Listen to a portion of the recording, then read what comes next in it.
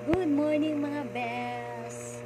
As promised, di ba sabi ko po, ngayon, Monday, lagi ako magbibideo araw-araw kasi meron akong gagawin. So, ito na yun. Ang gagawin ko po ay kakasako dun sa vlog ni Ma'am Neri Naig, Miss Neri Naig, yung asawa ni Tito Miranda. Dun sa 1,000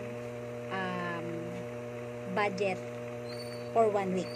So, kakasa ako doon. Try natin kung kakasya ang 1,000 pesos na budget sa isang pamilya sa loob ng isang linggo.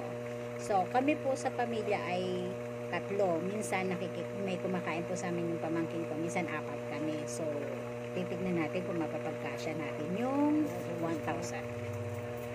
So, since ang typical na Pilipino ay karamihan naman ay yung iba'y walang ref, so ang gagawin natin, araw-araw tayong bibili ng iluluto for a week.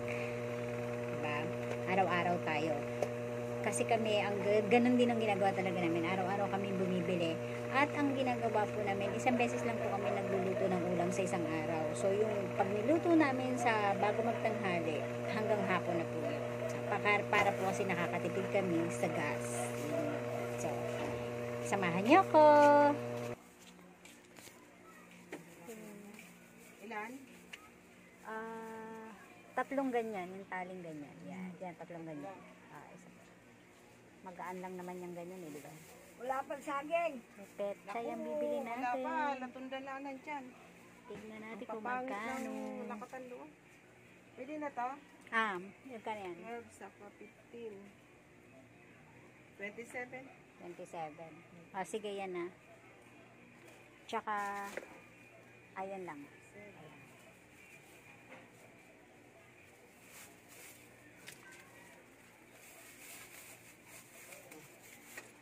So, 27 pesos na pechay.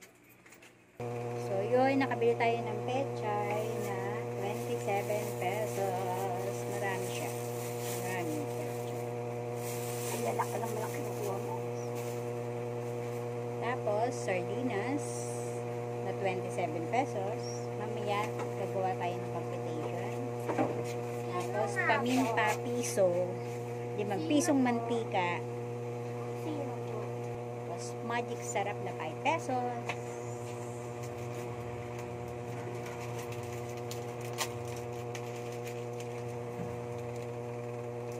Tapos, isang pamintang piso, yung durog na durog, yung pulbo. Mamaya, manya ka. Tapos, bigas pa pala.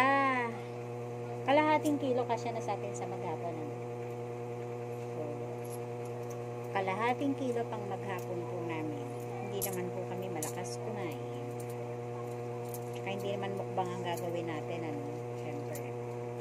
Dahil nga nagbabudget tayo. So, bibili tayong kalahating kilong bigas na tag to 27 pesos. Yun. Mamaya. So, ito guys.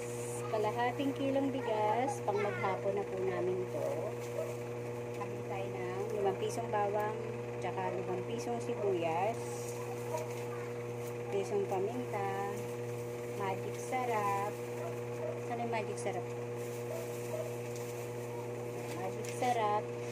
At isang latang sardinas na manghang. Sarap kasi pag may libangan. Bakit yung dahil niya sa dahil na ng pecha? Yan. So, mamaya kukumputin ko kung magkano lahat ang nagastos ko para malaman natin.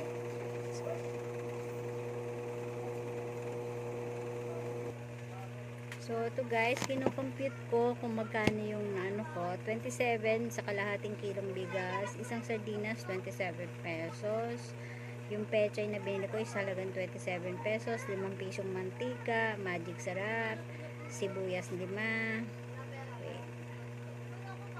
sibuyas 5, tapos bawang 5. Yung sibuyas at bawang, hinahati naman yun. Yung bawang, ilang beses mong magagamit yun kasi isang siya, buong ganun. So, bukas, hindi na ako bibili ng sibuyas at bawang, di ba? Makakatibid pa rin. So, 1, 2, 3, 4. At saka isang paminta.